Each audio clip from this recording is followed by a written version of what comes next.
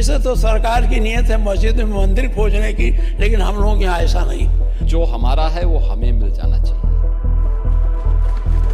जब संविधान में हमें अधिकार है जिस पर रोक टोक लगाइए। हाँ, अगर उससे कोई लोक व्यवस्था बिगड़ती हो, कोई कानून व्यवस्था बिगड़ती हो, सामाजिक दुराभाव पैदा हो, बिल्कुल न बनने दीजिए। सच कड़वा होता है और उस कड़वे सच को स्वीकार करने की सामर्थ्य भी होनी चाहिए।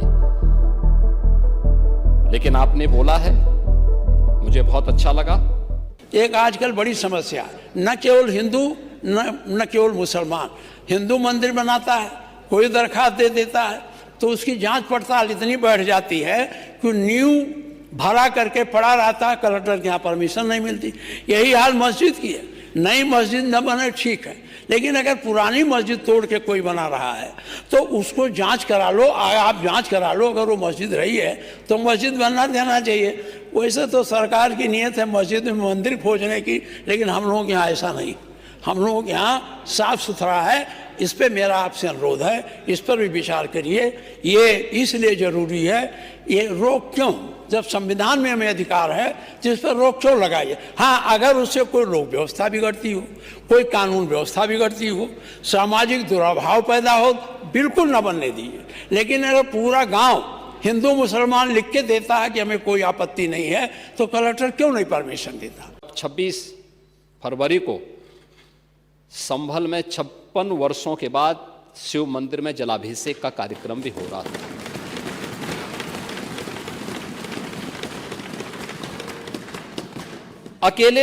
अकेले संभल में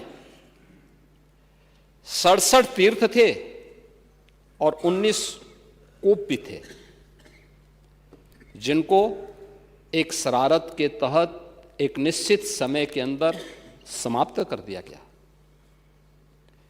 और जिनमें से 68 तीर्थों में से 54 तीर्थों को ढूंढना ये तो हमारी विरासत का हिस्सा है और हमने तो वही किया है। हमने तो वही कहा है कि जो हमारा है वो हमें मिल जाना चाहिए। हम उससे इतर कहीं नहीं जा रहे हैं, उससे इतर कहीं नहीं।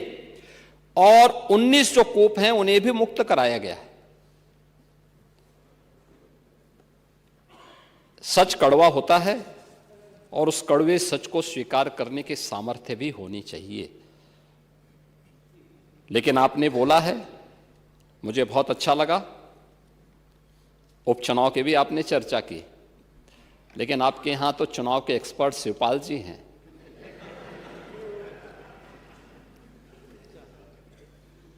और चच्चू से ज्यादा चुनाव कैसे जीते जाते हैं इसको कौन जान सकता है।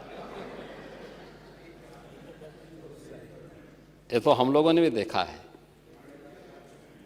बहुत नजदीक से महसूस किया है। और इसीलिए अच्छा ही है, परोपदेश कुशल बहुते रहे, इसी को कहते हैं। ये दूसरों को उपदेश देते हैं आप लोग, लेकिन स्वयं उसको आचरण में उतारे होते तो संभवतः इतनी करारी हार नहीं होती और 2027 में भी इतनी करारी हार नहीं होने वाली।